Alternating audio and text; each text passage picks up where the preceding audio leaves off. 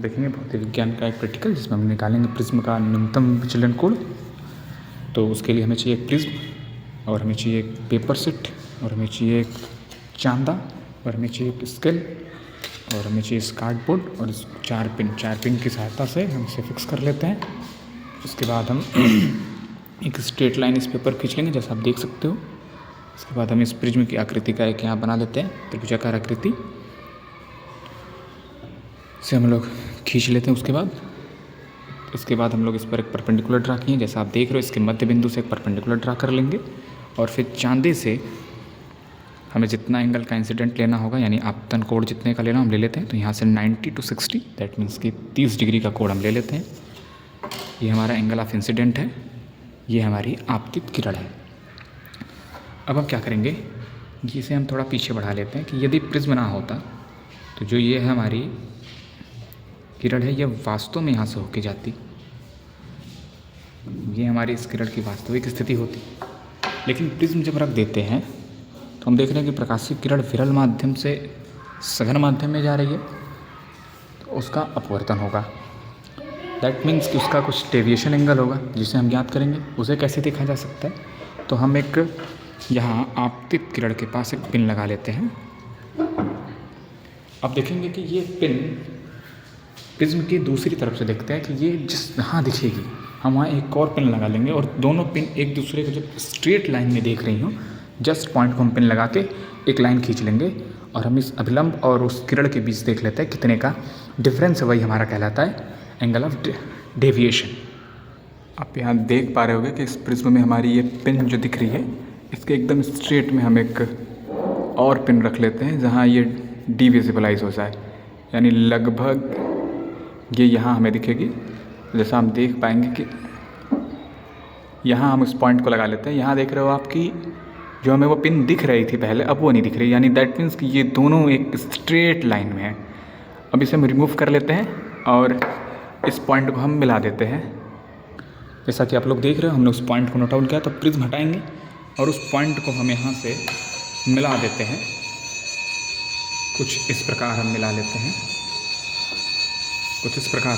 तो ये हमारा एंगल ऑफ जो इंसिडेंट था ये हमारा 30 डिग्री था और ये हमारा एंगल ऑफ डेविएशन है जो हमारा रिफ्रैक्शन भी कह सकते हो आप।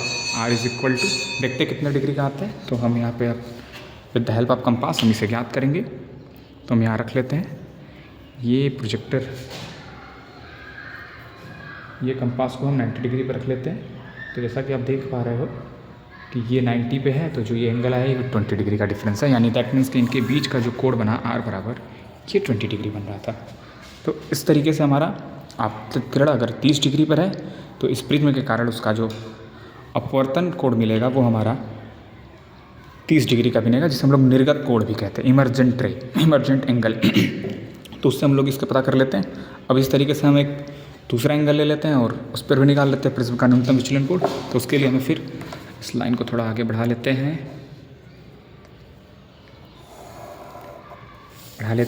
और इसे इस तरीके से रखा जाए। इसके हम फलक पर पॉइंट आउट कर लेते हैं इस तरीके से, फिर प्रिज्म को हटा लेते हैं और इनको हम कुछ इस प्रकार स्केल की सहायता से मिला देते हैं। और इस पर हम लोग फिर एक अभिलंब खींच लेंगे, जैसा कि आप देख पा रहे हो ये अभिलंब खींच लेते हैं।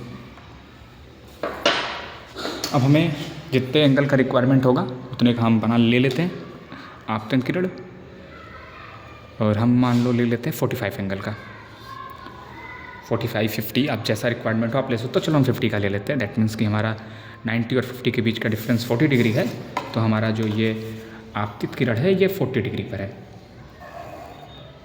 यानी एंगल ऑफ जो इंसिडेंट है ये I ये हमारा 40 डिग्री है। एंगल ऑफ इंसिडेंट हमारा 40 डिग्री पे है और हम यहाँ पे पिन लगा लेंगे अपना,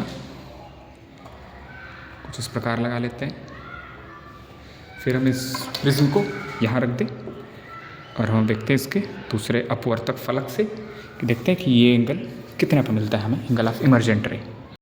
जैसा कि आप देख रहे हो ये हम दूसरे फलक से देख रहे हैं, हमारा ये प्रिज्म दिख रहा है और प्रिज्म से ये हमारे इस पिन की प्रतिबिंब कुछ इस प्रकार यहाँ प्राप्त होती है। जिस बिंदु पर यह प्राप्त होगी वहाँ हम एक और पॉइंट लगा लेंगे, कुछ इस तरीके से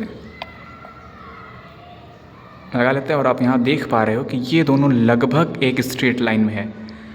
जो द रिफ्लेक्शन हमारे ये दूसरे पिन का भी आपको प्रतिबिंब दिख रहा होगा, उसे आपको नहीं कंसिडर करना है। फर्स्ट वाले पिन जहाँ आपको दिख रही होगी उसके स्ट्रेट में हम एक और लगा लेंगे, कुछ इस प्रकार रख लेते हैं। ये हमारा है, कुछ इस प्रकार रख लेते हैं। आप देख रहे हो दोनों एक स्ट्रेट लाइन में है, यानी पहले का इमेज आपको दूसरे पर दिख रहा होगा, एकदम स्ट्रेट दिखेगा, यानी दूसरी पिन जो है वो छुप गई है पहले के पीछे। अब इन पॉइंट को हम मिला देते हैं, थोड़ा सा धीरे देख लेते हैं फिर से। लगभग यही पॉइंट है जो हमारा ये है, जहाँ आपको ये दिख रहा होगा पूरी तरीके से। लगा लेते हैं हम लोग, इसे रिमूव कर लेते हैं। जैसा कि आप देख पा रहे हो हमने एक और खींचा हुआ है प्रिज्म, और वहाँ पे हम लोग ने फिर अवलंब खींच लिया और एंगल ऑफ इंसिडेंट को रखा है 20 डिग्री पे। तो फिर उसी तरीके से हम यहाँ पे प्रिज्म को रखेंगे और फिर हम देखते हैं दूसरे फलक से कि हमें ये कितने एंगल पर ये मिलता है। अब हम लोग देख लेंगे कि ये 20 डिग्री कितना आता है। तो हम एक स्पिन को लगा लेंगे उसके स्ट्रेट में, जहाँ ये देखो हमारा कुछ इस प्रकार होगा। ये यहाँ पे हम पॉइंट को कंसिडर कर लिए। इसके बाद हम इस पॉइंट को लगा के रिमूव कर लेते हैं और फिर पुनः हम इसे मिला देते हैं। हम देखते हैं कि कितने एंगल का कोण बनता है।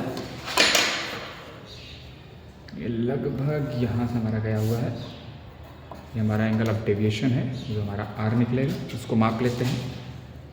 तो जैसा कि आप ये देख पा रहे होंगे कि ये लगभग आपका 10 डिग्री के आसपास आता है, ये आपका लगभग 10 डिग्री के आसपास आता है।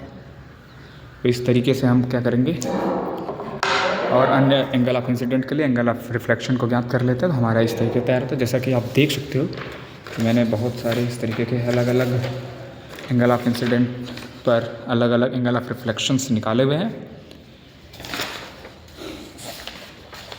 ये हमारे रहे, और इनका अगर अपवर्तनांक निकालना हो तो हमारे पास एक सूत्र है, म्यू बराबर sine A plus del m upon 2 upon sine A by 2, जहाँ ए हमारा प्रिज्म कोण है, डेल एम हमारा न्यूनतम विचलन कोण है और म्यू पदार्थ का अपवर्तनांक है, जिसकी सहायता से हम इस प्रिज्म का अपवर्तनांक भी ज्ञात कर सकते हैं आई और आर पे। तो इस तरीके से अन्य प्रेक्षण को भी हम कैलकुलेट कर सकते हैं इस तरीके से, और ये हमारा इस तरीके से कैलकुलेट होता है, हमारा प्रैक्टिकल होता है complete. Thank you, that's all.